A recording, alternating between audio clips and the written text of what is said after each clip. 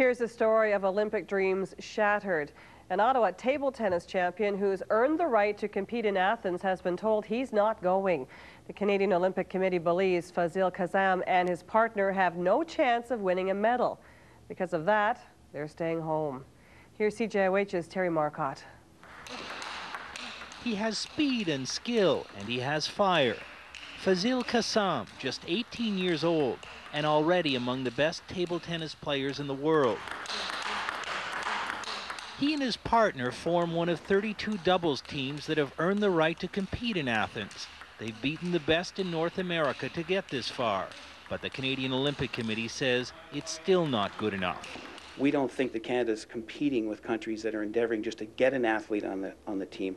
Canada should be competing against countries who are striving to win gold, silver, and bronze medals at the Games.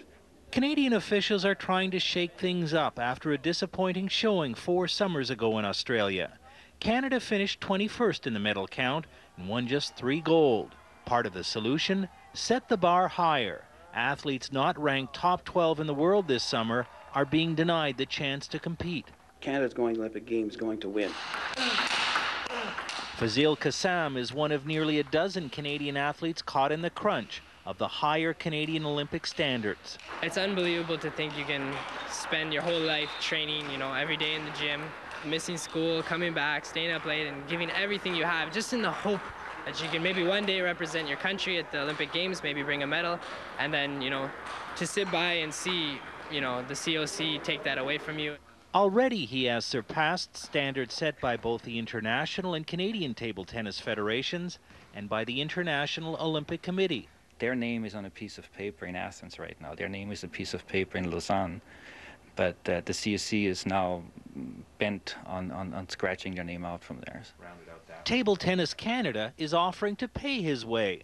The International Table Tennis Federation is also on side, miffed that Canadian Olympic officials are ignoring the rigorous qualifying standards already in place. We might as well just send the medals in the mail. We take the top 3 ranked athletes in the world, get their addresses, and send them the medals, because why should we have a competition? It is frustrating for the athletes caught in the crunch. When you take away the hope of Olympic Games, it's the motivation behind everything you do.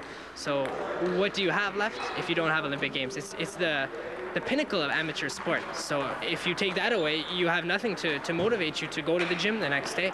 And now the fight is on to keep Faazil Kassam and many others part of the Canadian contingent in Athens. How far will you push this? As far as it takes. Table Tennis Canada has gone to court to challenge the Canadian Olympic Committee. So far, the COC is showing no signs of backing down. Generally, coaches' best advice to us is if you raise the bar, the athletes will perform to the level of that bar. If the Canadians are blocked from competing, the Americans they beat in the Olympic qualifier will probably go instead. It's even like a dagger to see the Americans that you beat in the qualification fair and square see the chance to play at the Olympic Games when you've worked just as hard and you beat them. You deserve it. An 18-year-old table tennis champion with dreams of being the best in the world. All he wants is a chance to prove it. Terry Marcotte.